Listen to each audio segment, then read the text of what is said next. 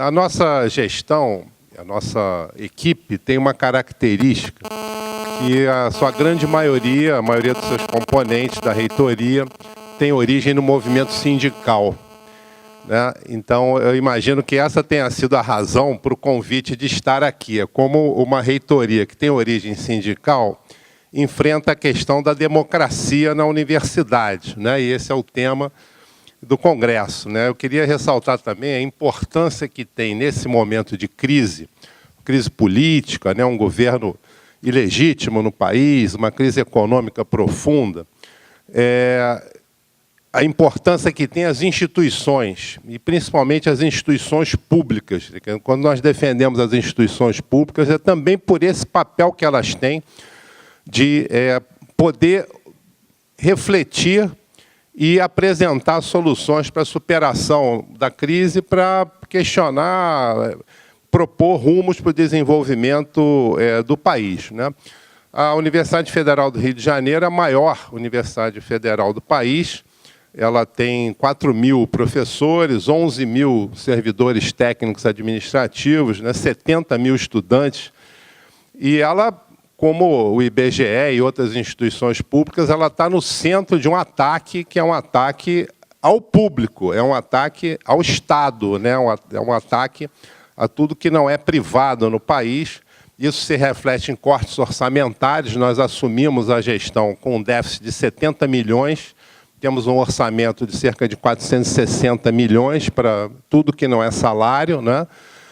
Assumimos com um déficit de 70 milhões e hoje esse déficit está em torno de 110 milhões. Quer dizer, em 3 anos ele cresceu um pouquinho, mas menos que proporcionalmente ao que estava antes. Isso nos exige a tomada de decisões muito drásticas, né, de redução de gastos e comprometendo muitas vezes os serviços, mas mantivemos a universidade funcionando, isso já foi uma grande vitória.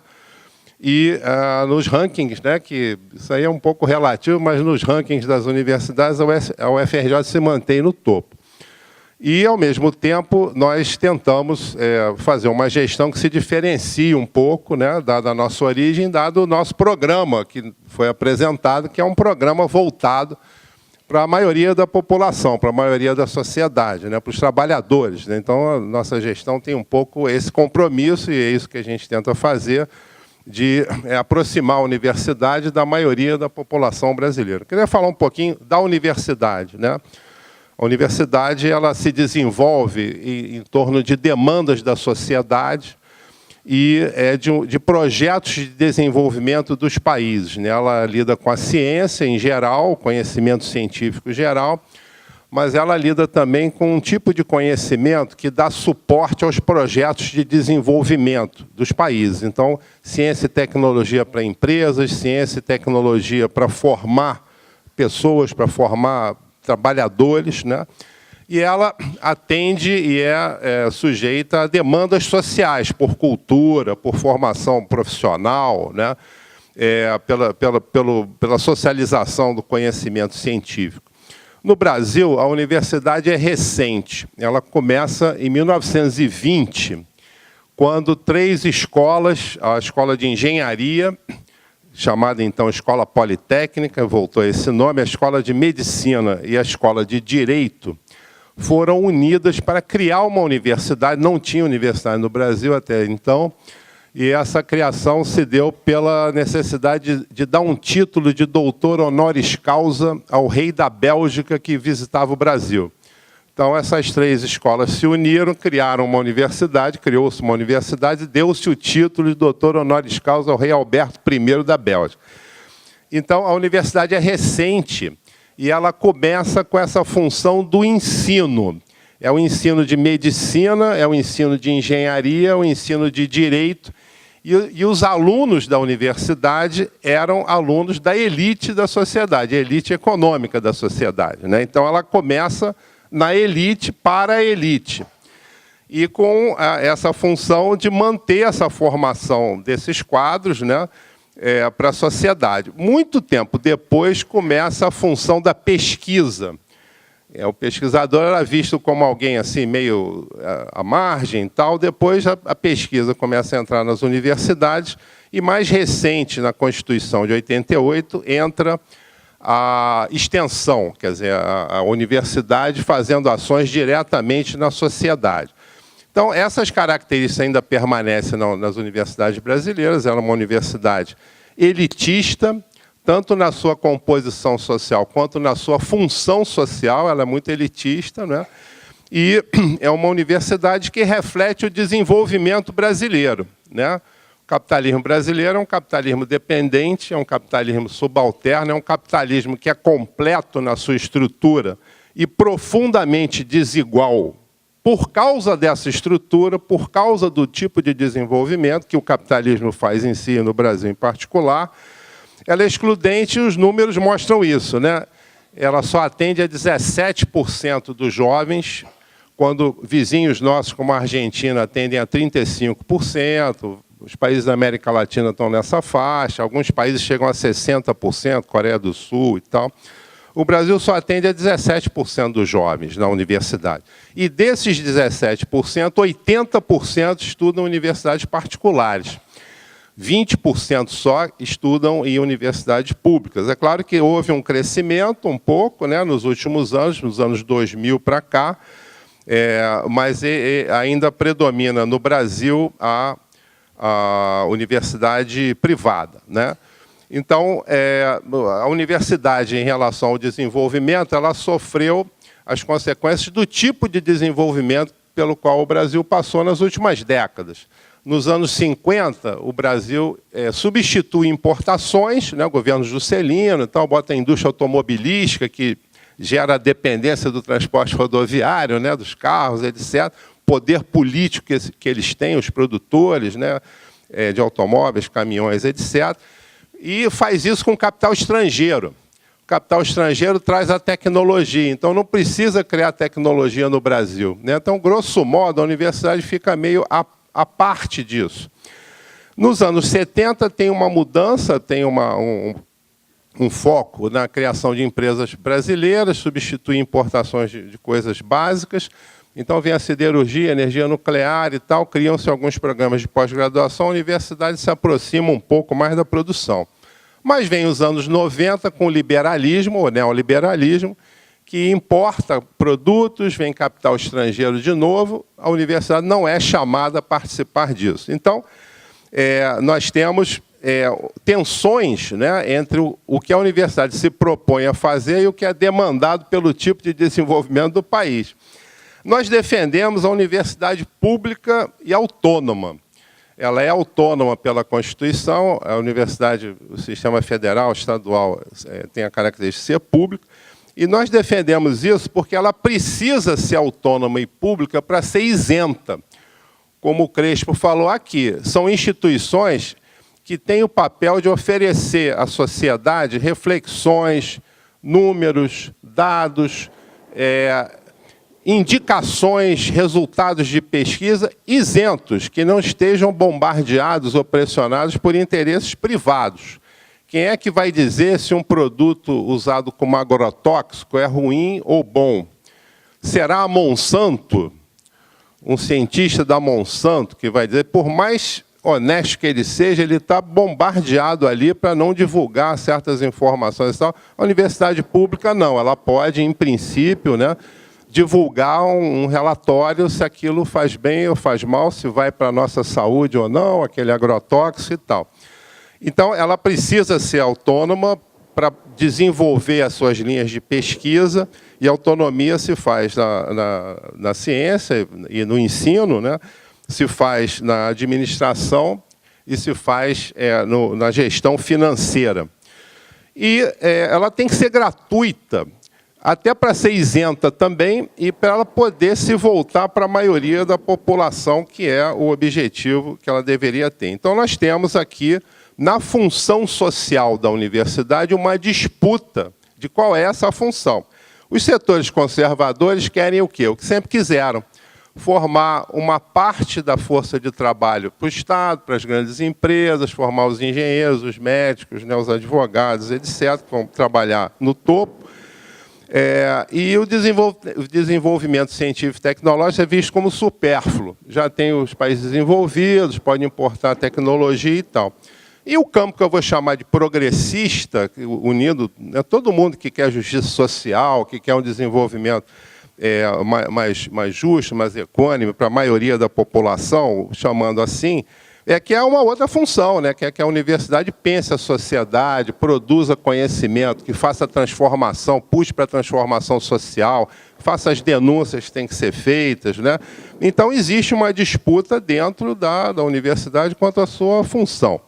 Então, quando a gente fala da democracia, e a democracia reflete um pouco essa disputa do que é a função social da universidade, nós podemos falar da democracia para fora, da universidade para fora, e a democracia para dentro, como ela funciona como uma grande instituição nesse sentido. Então, para fora, e aí a nossa gestão tenta puxar isso, né, a universidade se volta para a inclusão. Né, para a inclusão. Então, a gente defende fortemente as cotas sociais, mudou a cara da universidade. Hoje a gente tem mais estudantes de baixa renda, mais negros, mais mulheres, né? A gente tem um ambiente mais favorável, menos opressivo, que lida com a diversidade da sociedade, que tem na questão de gênero, combate à homofobia. Claro que os conflitos estão lá dentro. Estão lá dentro. Então, existem as opressões, existe a opressão de etnia, existe a opressão de gênero, existe a opressão acadêmica também, porque a universidade é elitista para burro em alguns setores e tal, que tem aquela coisa. Mas, pelo menos, tem um ambiente favorável à denúncia e ao combate. E isso está crescendo muito. Então, as cotas sociais para estudantes de escola pública, né, de baixa renda, pretos, pardos e índios, né, e agora uma nova cota que é para as pessoas portadoras de deficiência, que nós aderimos, né, e é interessante porque as duas cotas elas não vieram acompanhadas dos recursos. Então, atendendo ao programa Reúne, que é dos anos 2000, 2005, 2006, e se concretizou em 2008, a UFRJ cresceu 70% na oferta de vagas.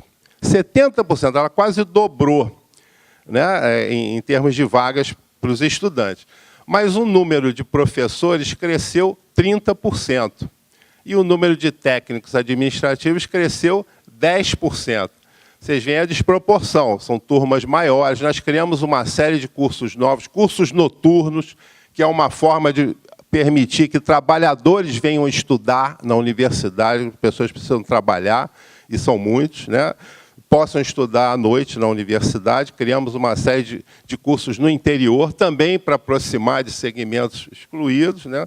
Que têm mais dificuldade de entrar na universidade, mas os recursos não vieram na mesma proporção. Agora, a cota de pessoas com deficiência, nós aderimos e tem tido um resultado interessante pela solidariedade que se cria na universidade. As pessoas são super bem recebidas, isso está avançando no sentido da igualdade, de reconhecer a diferença para avançar na igualdade, mas os recursos não vêm. Mesmo na cota de estudantes de baixa renda, nós estamos oferecendo bolsas para alunos que têm até R$300 de renda per capita. É muito pouquinho, isso é muito pouquinho. Então, muitos estudantes que entram na cota de baixa renda não têm a bolsa porque não tem recurso para dar bolsa. É dramática a situação, a gente faz todo o possível para remediar, mas é uma situação bastante dramática. A democracia para fora é a relação com os movimentos sociais, é a relação com as outras instituições que a gente tenta trabalhar para fazer. Nós temos uma coalizão no Rio das universidades públicas, instituições como a Fiocruz, que se unem para quê? Para defender a ciência e tecnologia, as verbas para a educação, mas para pensar o país também, para defender a democracia no país, para defender os direitos humanos, para fazer as denúncias que têm que ser feitas. E isso faz parte da democracia para fora. A relação com o conjunto da sociedade. É essa a responsabilidade que nós temos, nós, o FRJ, e as instituições públicas. Não é por acaso que tem algumas instituições públicas aqui nessa mesa que têm essa postura. Tem essa postura. O companheiro Crespo acaba de fazer uma declaração de responsabilidade com a sociedade, de captar as mudanças, oferecer a reflexão sobre as mudanças. Então, Para fora, nós temos esse compromisso e tentamos exercê-lo dessa forma, trazer os movimentos, dialogar com os movimentos, com os setores organizados da sociedade, trazê-los para a universidade, abrir os espaços, né? Atuar num tipo de extensão que promova esse diálogo com resultados concretos que favoreçam e fortaleçam os movimentos sociais, essas grandes causas que a gente está enfrentando na sociedade. Bom, mas tem a democracia para dentro, né?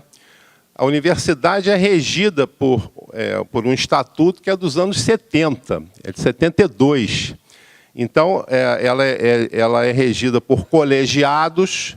Então, eu tenho um conselho na pró-reitoria que eu dirijo, pró-reitoria de graduação, que é o Conselho de Ensino de Graduação. É um conselho eleito, mas a LDB diz que 70% do conselho tem que ser professor. Os outros 30% se dividem entre estudantes e técnicos administrativos. Também o conselho de pós-graduação e também o conselho universitário. É assim, 70% de professores. As eleições para diretores, as eleições para reitoria, elas não são eleições diretas, elas são uma consulta à comunidade, e aí é paritário. Aí é 1/3 para professor, 1/3 para técnico administrativo e 1/3 para estudantes. Só que é uma consulta, quem elege mesmo é o Conselho Universitário. Só que pela pressão, pela cultura de democracia que se instaurou, o mais votado é o eleito, né? É indicado pelo Conselho Universitário, poderia não ser. Então, a gente tem uma cultura democrática nesse sentido, mas uma estrutura que não é muito, é complicado, né? Então, o que a gente tenta fazer aí enquanto governo? Bom, primeiro, a gente foi eleito com a bandeira do governo compartilhado. O que é o governo compartilhado? É a tentativa de governar com a comunidade toda, inclusive com o externo, né? Que, teoricamente, pode ter representação no Conselho Universitário da sociedade, mas a dúvida é assim, quem que representa? Centrais sindicais, pode ter, mas qual? Todas? Algumas? Né? Quem é ali que representa movimentos sociais? Que movimento? Mas nós tentamos fazer isso. Então, nós criamos conselhos, nós temos o nosso Fórum de Ciência e Cultura, tem uma estrutura chamada Universidade da Sociedade. O que é isso? É um conjunto de movimentos sociais discutindo os projetos de extensão para esses movimentos, né? Então, nós conseguimos, com isso, quebrar um pouco a rigidez do Estatuto. Nós tentamos uma relação privilegiada com os movimentos organizados, com a Associação dos Docentes, com o Sindicato dos Técnicos Administrativos e com o Diretório Central dos Estudantes. Nós reunimos dirigentes da universidade em fóruns e reunimos segmentos da sociedade em fóruns para, com isso, criar uma pressão positiva, democrática, que influi nos conselhos, né, e torna as decisões um pouco mais transparentes. Também na área da transparência, né? O principal dever de quem está dirigindo uma instituição pública desse tamanho é mostrar os números, né? Então, nós temos um orçamento. Quanto é esse orçamento? Em que ele é gasto? A gente tem que mostrar isso. Então, que iniciativas a gente tem feito? Audiência pública. Mostra os dados todos. É público, as pessoas podem perguntar, questionar, ver os documentos, né? E isso tem dado uma certa legitimidade na hora que a gente... Ó, o dinheiro que tem é esse aqui. Como é que vocês querem que a gente gaste? Né? É claro que não tem muitas opções de como gastar, porque o orçamento está muito cortado. Mas sempre tem alguma. E sempre tem como você criar o compromisso de gastar com o mais essencial, não parar de tomar iniciativas, não parar de criar novos cursos de graduação, como a gente está continuando a criar, porque esse compromisso com a sociedade não pode ser rompido. A gente tem que continuar e lutar pelos recursos, né? Então, temos feito agora, começamos a construir um congresso universitário, que é um congresso de participação aberta, é um congresso de grandes plenárias que busca consensos. O que não estiver de acordo com a LDB acumula, o que estiver de acordo vira decisão do Conselho Universitário. Então, isso está em andamento agora, começou, e com essas ações, o tempo já está no final, né? E com essas ações, a gente está tentando colocar em prática um programa que é um programa democrático e progressista, e que, com toda a crise, a gente tem conseguido uma grande vitória, que é manter a universidade funcionando e mantê-la pensante, mantê-la em contato com a sociedade para enfrentar os desafios. Bom, é o que eu tinha preparado para a primeira fala. Obrigado.